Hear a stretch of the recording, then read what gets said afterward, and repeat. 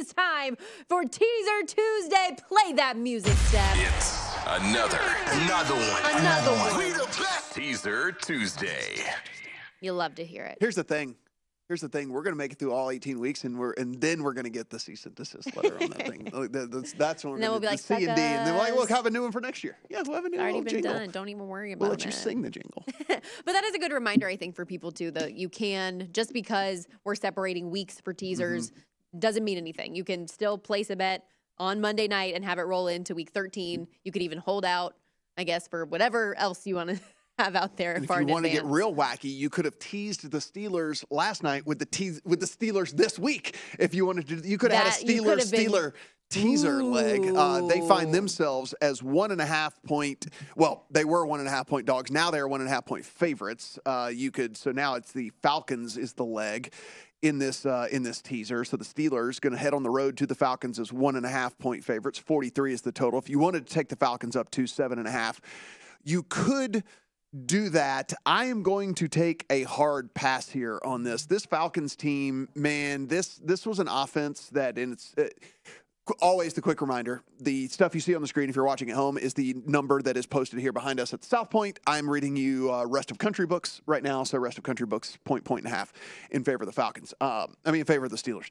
So this Falcons offense, while it was functional, I would say, like at the beginning of the year, and was certainly overperforming. If we looked at the advanced metrics, they were actually in the upper third of the NFL, and we thought they were going to be complete garbage. But they've come back down to earth here. Now there's no Kyle Pitts. Like, Marcus Mariota has been, he's been bad. Like, they're going to, and it wouldn't surprise me if it's this game at some point in the middle of this game. If not, it might be next week. Like, he's going to hit the pine. Now that they're pretty much out of it, as far as the playoff picture goes, which, I guess they could win out and the Bucks could lose out and they could still get it done or something. But I imagine this is going to be the end. We're going to see Desmond Ridder at some point. And so that is also coming fairly soon, which is another reason why I'm not in a rush to back the Falcons really for the rest of the season, because I think at any moment it could be like, okay, let's see what we got in this guy, because, look, Mariota's not the future anyway. They spent a draft pick on Ridder. They got to see what's going on. So not going to get me to back the Falcons here, I don't think, down the stretch very often. That's fair. The one that I do currently have in pocket, and you can share your thoughts, but I'm pretty sure you did the same thing, was I put the Steelers with the Ravens, taking them down from 8.5 to 2.5, hosting the Broncos this week. Yep, I did the exact same thing. That is, and listen, it is... You're going to need to get on this because it is actually at 9 at one of the books out there. Now you're still getting 8.5 for the majority of the books out there. So don't let it get to 9 if you do want to get this in the account. Listen, this seems like and I'm not very high on the Ravens, I think, from a long-term standpoint, Yeah, that was a very similar thought process on my end. I'm like, they just continue to let me down week in and week out. But they're playing the Broncos this week. They can win by a field goal. Long-term, I'm not high on the Ravens, but look, this Broncos team, quite literally, we only do 1 to 10 in our power ratings, which stick around. But yes. I do 1 to 32 every week. The Broncos are like 29th. For me, they're that far down, they're that low. They can't put points on the board, they can't score, and so if you can't score, you can't win games. So I think the Ravens do enough on the offensive side of the ball. We're only asking them to win by a field goal in this thing, so do really like that a ton. So I do have that leg in there. One of the ones that I would highly advise staying away from, though, Stormy, if I were playing a teaser leg this week, if I was running as fast as I could, it would be this Detroit Lions, Jacksonville Jaguars, where you could take the Lions up to 7.5. I thought you might like that one. Ooh, there just seems like an incredible amount of variance involved in that game. Like, good Trevor Lawrence could beat this Lions team double digits for sure. We get bad Trevor Lawrence, then Lions could win this thing outright. And the Lions have been so pesky. That's the reason why I thought that maybe I could see you buying in on them, is just because they are one of those kind of like naggy, stick around type of a teams, and you're giving them 7.5, 8 points.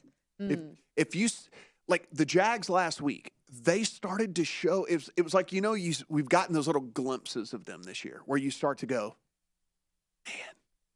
There might be something there, and then they let you down the next week, and then there might be something. Like, it was again that we got that again from this Jags team this past week, is that glimpse of like, oh man, like Trevor Lawrence might actually be a guy. Like, he might be a dude in this league. And so, like that fourth quarter end of game drive. Yes. Like, if that's what you are, man. It was good. And bright future ahead. They got playmakers and they've got whatever. It's just, I don't know.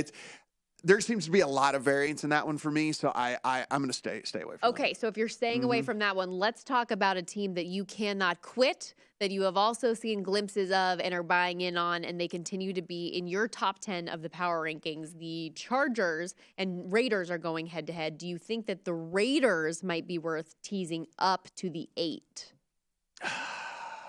It's a game with a 50.5 total. It seems like there's a decent amount of variance in this one as well. I try to go to these games where I think it plays more within a margin, like plays more within a margin. Like I see why it's at 50.5, right? I mean, like, again, the Raiders offense, even without a lot of key pieces, as long as you got Devontae Adams out there, like you're still pretty legit, right? And then the Chargers, I think, with Keenan Allen back out there, were much more efficient as well this year. So, I mean, this last week. So I can't really get there either. The one I did do, other one. Did you do Bengals? I did Browns. I took the Browns and that's a down. 47 total. So I took the Browns down to 1, and here's the argument against this, and I think that this is at least somewhat valid, but I just don't really buy into it. Is Deshaun Watson hadn't played meaningful football in a couple of years, and I get all that. But the Texans have been by far the worst team in the NFL over the last 2 months of the season. They have no playmakers. They have benched their quarterback that wasn't good in the first place for a guy that's even worse. If that tells you anything, Kyle Allen is going to go again this week for the Texans. They have a couple of playmakers. They're one good player on offense, and Cooks doesn't want to be there. They can't run the ball anymore because there's just no threat of passing, so teams can just basically load up the box. There's a whole lot going against this Texas team, and then, on top of that, their defense is a bottom 5 unit in every single aspect of the entire playing defense in the NFL. So even if Deshaun Watson is rusty, if they cannot win this game by a punt, I'm asking for one punt. Yeah. One punt is all I'm asking for.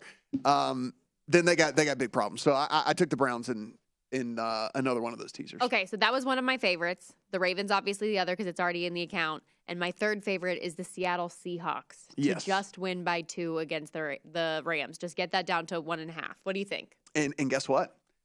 That, for whatever reason, and I don't know if some news happened while we were here, and I can't imagine that it did, but that's down to 7.5. So you can get just a point and a half here. This was sitting 8 literally when we started the show. So, again, I don't know. Maybe there was some news come out that Stafford might go for the Rams or something. I don't know. But, and only move it a 0.5 point? Yeah. Who's it going to think? He can't throw it himself. He can't throw it himself. Tutu Atwell can only get you so far in all this. But, yeah, so it's down. Because I love that. I mean, the Rams are not winning games anymore. No. And I'm mad at myself for not asking Danielle this when she was on the program, but why are we even questioning whether or not Matt Stafford should be coming back? He should just be hanging it up for the year. They have 3 wins. They're going nowhere. This is the other thing about this. Like Aaron Donald, I don't care if it's the most mild ankle sprain on the face of the planet. Like why would you trot him out there for this? But it's a high ankle sprain. I was trying to think about this earlier, and I heard somebody say a name. The only player I could really think about that has come back and played the week of being diagnosed with a high ankle sprain was Budda Baker, safety from the Cardinals. Yeah. Other than that, that is a 2 to 4 week minimum injury every time that you hear about it. So I do not expect him to play this week. And I don't know why you would. Risk a guy who is so important to what you do on defense. Your team is struggling so much. You're not good. Why put him in any danger of injuring that more significantly? Yes, I agree. I mean, look, if this season's toast. It's over. Done. So if you think there's anything salvageable with this team that was kind of only had a 2 or 3 year window as it was anyway, you mortgaged away the future to win now. You have to be looking at next year. You have to be looking at next season. So, yeah, I'm with you 100% on that. You mentioned Cincinnati. They fall in the range as well. I mean, they're sitting 2.5 point dogs here to the Chiefs. Yep. This thing opened at 3 and instantly got bought up. So, a lot of support for Cincinnati right off the bat when this thing opened at 3, and it came off that 3 rapidly. In a couple of different books now, the 2.5s are even gone. And so, we're sitting just at the flat 2 here. So, Cincy getting a ton of respect in the market. And look, this is obviously predicated on the thought that Jamar Chase is going to be back this week. If this was not, it would be back at the 3. But I think I think the sentiment is he was really close last week and probably could have gone if it had been this Chiefs game, but it wasn't. And so, I think they wanted him for this Chiefs game, Well, and then even without having him available last week, to see the Bengals still be able to get the job done, for T. Higgins to have a day, like they have weapons outside of him too, that when you throw him back in there, it gives them. And this defense has been underrated. This defense has been playing really, really well. Go to VSiN.com/subscribe to become a VSiN Pro subscriber today.